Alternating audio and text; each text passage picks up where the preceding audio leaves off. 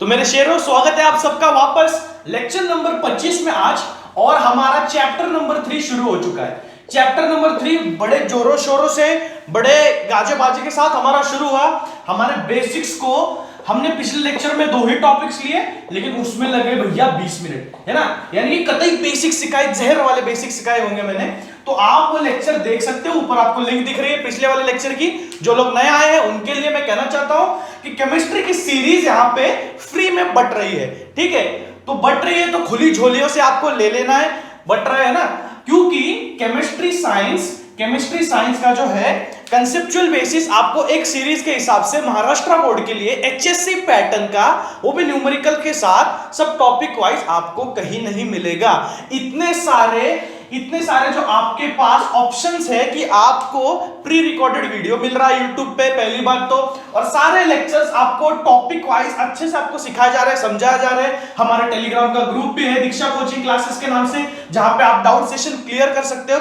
यानी कि पहले के जमाने में जो लोग कहते थे कि हमारे पास पढ़ने के लिए ये नहीं था, हम 4-4 5-5 किलोमीटर पैदल जाया करते थे, लालटेन लेके उसके नीचे पढ़ते थे, तो आपके पास हमने कोई रीजन छोड़ा नहीं है भाई कि आप पढ़ ना सको, है ना। पैसे की कोई बात नहीं है, पैसे की कोई बात ही नहीं है, क्योंकि each one of this lecture, each one of the education we are providing here through Diksha coaching classes should reach needy and to those who are greedy for education, ठीक है। तो इसी मोटिव के साथ हमने थर्ड चैप्टर शुरू कर दिया है और बेसिक्स हमारा हो चुका है क्लियर। बेसिक्स में हमने देखा था, अगर आपने नोट डाउन किया होगा कि केमिकल इक्विलिब्रियम और आयोनिक इक्विलिब्रियम, ये 2 टॉपिक्स हमने अच्छे से सीख लिए थे, जो कि आगे हमको इस्तेमाल होने वाले हैं। आज हम पढ़ेंगे एसिड बेस थ्योरी। तो शेरों तैयार हो जाओ, टॉपिक को लिख लो। जो लोग रीड करके आए, जो लोग मेरा कहना मानते हैं, जो लोग अच्छे बच्चे हैं, वो लोग एसिड बेस थ्योरीज को रीड करके आए होंगे। नहीं रीड किया होगा तो भी कोई नहीं, ठीक है, बात माना करो, रीड किया करो। एसिड बेस थ्योरी हम लेंगे आज के। अलग अलग साइंटिस्ट ने एसिड बेस थ्योरी को पुट फॉरवर्ड आगे कैसे रखा, ठीक है। तो सबसे पहली थ्योरी जो है वो अरेनियस ने दी थी, Arrhenius theory of acid base. Second जो थी वो ब्रॉन्स्टेड थ्योरी थी, ब्रॉन्स्टेड थ्योरी। और थर्ड जो है वो लुईस थ्योरी है, ठीक है। अब 1 बाय 1 में आपको सिखाने वाला हूं, लेकिन उसके पहले आपको पता होना चाहिए 10th स्टैंडर्ड में आपने एक्सपेरिमेंट सीखे थे कुछ, है ना। Thomson pudding model, Rutherford experiment model, है ना। फिर उसके बाद और ऐसे मॉडल नए इन्वेंशन सीखते गए थे। यानी कि क्या मैं मतलब क्या कहना चाहता हूं, स्टार्टिंग में जो साइंटिस्ट ने कहा था वैसे वैसे आगे जैसे जैसे डेवलपमेंट होता गया, नई नई चीजें उसमें आती गई, यानी कि मॉडिफिकेशन उसमें आते गए। उनके कंसेप्ट को थोड़ा सा रीजनरेट किया गया, वापस मॉडिफाई किया गया, और आगे चल के हमको पता चला कि एक चीज जो एक पैरामीटर पे लेकर के साइंटिस्ट खोजते आए हैं, वैसे वैसे अलग अलग साइंटिस्ट ने उस पर काम करके उसी पैरामीटर को अलग अलग डायरेक्शन से देखा, तो नई नई चीजें पता चली, है ना। यानी कि उसी चीज को हम अच्छे से समझ सकते हैं। तो सबसे पहले अरेनियस थ्योरी, फिर उसके हिसाब से ब्रॉन्स्टेड, और सबसे सुपेरियर हम कह सकते हैं, सुपेरियर अगर वैसी भाषा में कहूं तो सबसे सुपेरियर लुईस थ्योरी, क्योंकि इन दोनों को स्टडी करने के बाद लुईस थ्योरी निकाली गई, जो कि एसिड बेस को अच्छे से एक्सप्लेन कर पाती है, ठीक है। तो एम समझ में आ गया आपको। अब आप कहोगे यार ये अरेनियस थ्योरी और ब्रॉन्स्टेड थ्योरी मॉडर्न भाषा में आउटडेटेड हो गए, है ना, आउटडेटेड हो गए। लेकिन समझना क्या है बच्चों, समझना हमको यह है कि इनकी थ्योरीज गलत नहीं है, इनकी थ्योरीज जो है वो गलत नहीं है। थ्योरीज इनकी बस ये बतलाती हैं कि कुछ स्पेसिफिक एसिड और बेसिस सॉल्यूशन के लिए इनकी थ्योरी लिमिटेड है, इनकी थ्योरी को एक लिमिट आ गया है, कंस्ट्रेंट आ गया है। और लुईस थ्योरी जो है ओवरऑल सब सॉल्यूशंस के लिए वो नॉर्मल होती है ना। कुछ इसमें भी एक्सेप्शंस है, केमिस्ट्री में हर चीज 100% नहीं जाती। तो फटाफट बिना किसी इंट्रोडक्शन के हम लोग सही से चालू कर देंगे कंसेप्ट को लेकर के, ठीक है, क्योंकि इंट्रोडक्शन तो बहुत ज्यादा हो गया। देखो पहले जो है एसिड बेस थ्योरी में हमारा आता है एसिड, उन्होंने डेफिनेशन दी है ना, according to the Arrhenius theory. अब अरेनियस थ्योरी के हिसाब से एसिड क्या है, एसिड अरेनियस थ्योरी के हिसाब से वो है जो कि अगर किसी एक्वियस सॉल्यूशन में या पानी में मैं डालूंगा और जो H+ आयन प्रोड्यूस करने की क्षमता रखते हैं, जो H+ आयन प्रोड्यूस करते हैं, उनको मैं कहूंगा अरेनियस एसिड्स। और बेस यानी कि क्या, जो OH- आयन प्रोड्यूस करते हैं, उनको मैं कहूंगा बेस। अगर एग्जांपल देखा जाए तो HCl अगर मैं पानी में डालूंगा तो H+ और Cl- आयंस इनके है ना, ऐसे आयंस इनके स्प्लिट होंगे तो H प्लस आयंस ये फॉर्म कर रहा है पानी में डालने के बाद, तो इसीलिए ये एसिड है। और बेस अगर मैं देखूं तो NaOH अगर मैं पानी में डालूंगा तो Na प्लस और OH माइनस आयंस फॉर्म होंगे, तो ये एक बेस है क्योंकि पानी में डालने के बाद ये OH माइनस आयंस फॉर्म हो रहा है। अब देखो आर्हेनियस थ्योरी का लिमिटेशन ये है कि किसी भी इस आर्हेनियस एसिड या बेस है वो कैसे पता चलता है, पानी में डालने के बाद ही हमको पता चलेगा वो एक एसिड है या बेस है। आर्हेनियस थ्योरी का ये एक्स फैक्टर हो गया, लिमिटेशन हो गया। और बात यह है कि एसिड वो होते हैं जो कि पानी में डालने के बाद H प्लस और OH माइनस आयंस प्रोड्यूस करते हैं, लेकिन हम देख के पहचान नहीं सकते, है ना। आर्हेनियस थ्योरी का जो आउटडेटेड वर्जन में क्यों कह रहा हूं, क्योंकि आर्हेनियस थ्योरी को किसी भी एसिड या बेस को हम देख करके पहचान नहीं सकते, उसको पहले पानी में डालना पड़ेगा, देखना पड़ेगा H प्लस आयंस प्रोड्यूस हो रहे हैं कि नहीं, अगर हो रहे हैं तो फिर वो एसिड है, नहीं हो रहे तो फिर वो बेस है, ऐसा कुछ। या अगर मैं कहूं CuOH2 ऐसे जो बेसेस है दूसरी तरह के, है ना, और बाकी जो है इनके जो कॉम्प्लेक्स स्ट्रक्चर्स है उनके भी बेसिस या उनके भी एक्वियस सॉल्यूशन जानने में आर्हेनियस को थोड़ी सी कठिनाई हुई थी। तो उसको मद्देनजर रखते हुए, उसको ध्यान में रखते हुए मेरे शेरों, ब्रॉन्स्टेड जी आए सीन में, है ना, तो उन्होंने सीन बना दिया, है ना। आज रात का सीन बना दूं तो ब्रॉन्स्टेड आने के बाद उन्होंने सीन बना दिया। अब उन्होंने कहा एसिड वो है जो प्रोटॉन डोनेट करता है, और बेस वो है जो प्रोटॉन एक्सेप्ट करता है। थोड़ा सा पचाने में, इसको खाने में, ये जो मिठाई ब्रॉन्स्टेड जी ला रहे हमारे सामने, इस लड्डू को थोड़ा सा पचाने में दिक्कत तो होगी, क्योंकि प्रोटॉन डोनेट और प्रोटॉन एक्सेप्ट अगर हम बोलने जाएं तो थोड़ी सी कठिनाई तो होगी। अगर आप टेक्स्ट बुक लेकर के बैठे हो तो देखो टेक्निकल टर्म्स में इन चीजों को कैसे दिया है, क्योंकि एग्जाम में आपको टेक्निकल टर्म के हिसाब से ही, केमिकल रिएक्शन के हिसाब से ही आपको सब एक्सप्लेन करना है, ठीक है ना। तो शेरों, अगर आप टेक्स्ट बुक में देख सकते हो, उन्होंने लिखा है ब्रॉन्स्टेड लाउरी थ्योरी, पहले उनकी 1923 में उनकी रामकथा दी गई है कि उस यूनिवर्सिटी से स्टूडेंट थे, फिर यहां तक इस इन्वेंशन तक, इस आविष्कार तक वो कैसे पहुंचे। फिर उसके बाद देखो, acid is substance that donates a proton to another substance, base is substance that accepts proton from the another substance. अगर मैं बोलूं ब्रॉन्स्टेड की एक लिमिटेशन ये है कि इसकी जो टेस्टिंग होती है वो सिर्फ एसिड और बेस अगर दोनों प्रेजेंट हो तो ही हो सकती है, और इसके प्रोडक्ट जो है वो भी एसिड और बेस ही निकलेंगे, अगर आप समझ सकते हो तो। अब देखो, ब्रॉन्स्टेड ने आयोनिक लेवल पर, मॉलिक्यूलर लेवल पर काम करने के बाद, अब सब मॉलिक्यूलर लेवल पर ही काम कर रहे हैं, proton acceptor, proton donator, Lewis में आएगा इलेक्ट्रॉन एक्सेप्टर, इलेक्ट्रॉन डोनेटर, है ना, सब मॉलिक्यूलर लेवल पे काम करने के बाद ही ये फिक्स हो रहा है। लेकिन आप इस ब्रॉन्स्टेड थ्योरी में आप समझ सकते हो, जो प्रोटॉन डोनेट कर रहा है वो है एसिड, और जो प्रोटॉन एक्सेप्ट करता है वो है बेस। अब देखो, कहीं ना कहीं एग्जांपल से आपको अच्छे से और समझ में आ जाएगा। इन्होंने एक एसिड ले लिया HCl, है ना, और फिर उसके बाद एक बेस ले लिया अमोनिया, NH3, और HCl ये एसिड ले लिया इन्होंने।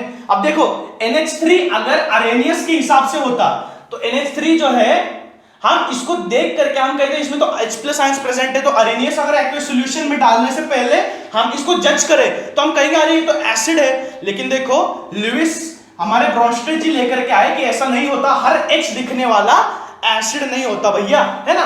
तो HCl ये तो एसिड है और NH3 ये है बेस। अब इनका रिएक्शन जब होगा तो हमको दिखेगा कि आयंस प्रोड्यूस हो रहे हैं कुछ।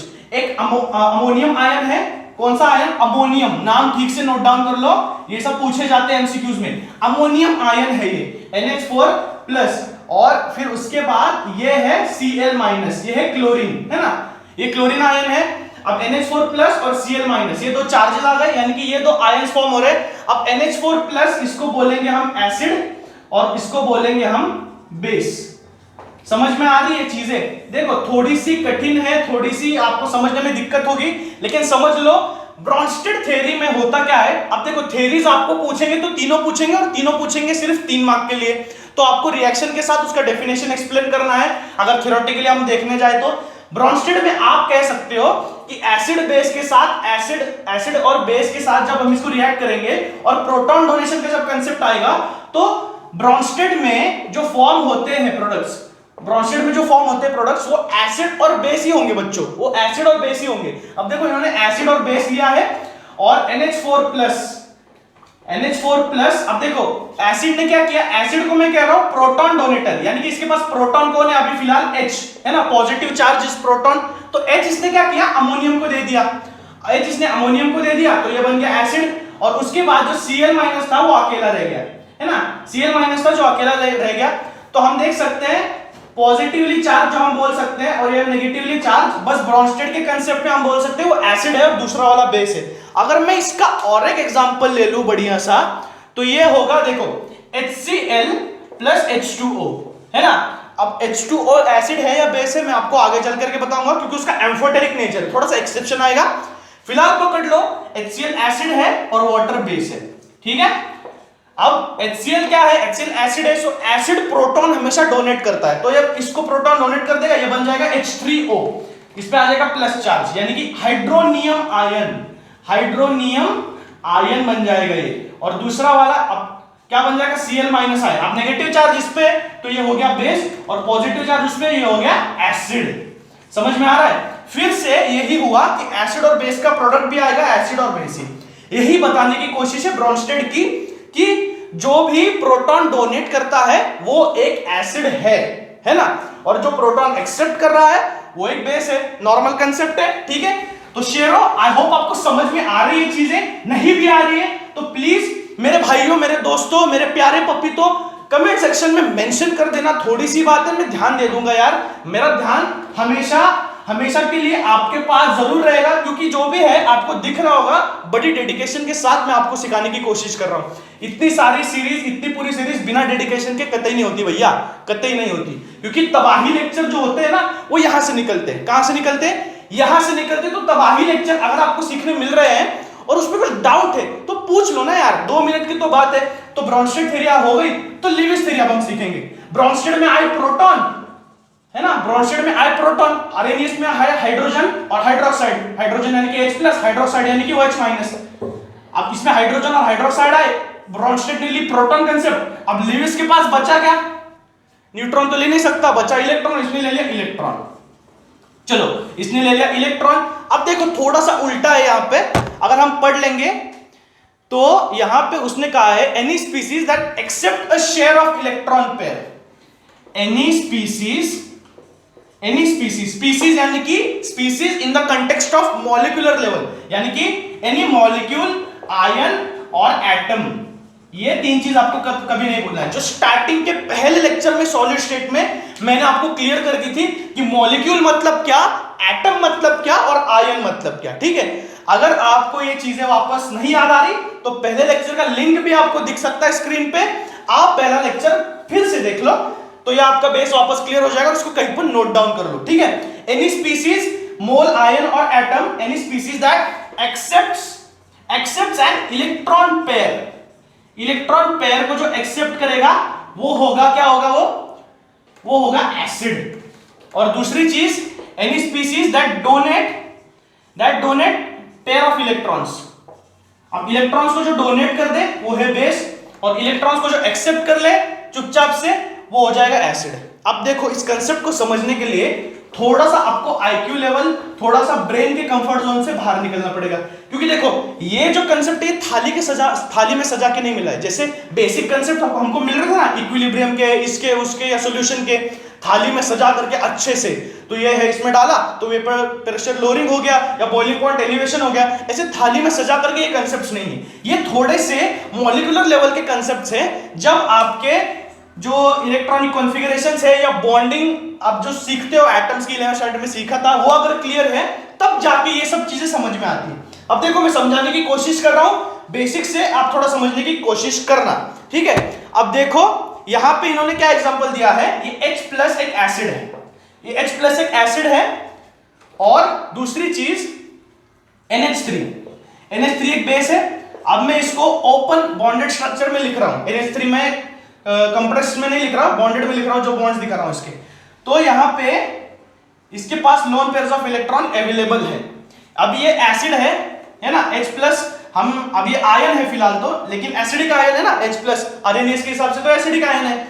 तो ये अगर ये क्या करेगा, आगे जाके बॉन्ड फॉर्म करते समय NH, अब ये 2 इलेक्ट्रॉन थे तो H का एक इलेक्ट्रॉन बनके ये बॉन्ड बन जाएगा ऐसे, यानी कि anything that accepts any substance or molecule that accepts alone a pair of electron, accepts a pair of electron। अब मैं pair क्यों बोल रहा हूं, यहां पे तो एक इलेक्ट्रॉन गया।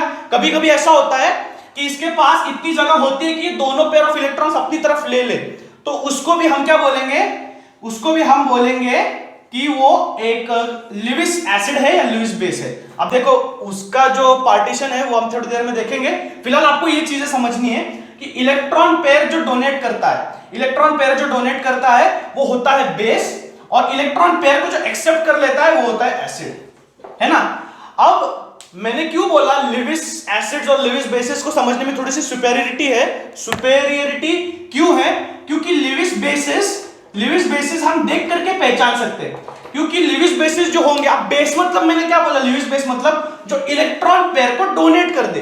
तो जिस भी सब्सटेंस पे, जिस भी कंपाउंड पे हम लोन पेयर ऑफ इलेक्ट्रॉन देखेंगे, यानी कि हम देखेंगे उस पे इलेक्ट्रॉन ज्यादा है या इलेक्ट्रॉन डोनेट करने की क्षमता है, हम उसी वक्त उस कंपाउंड को देख करके डिसाइड कर सकते हैं कि भैया वो तो बेस है।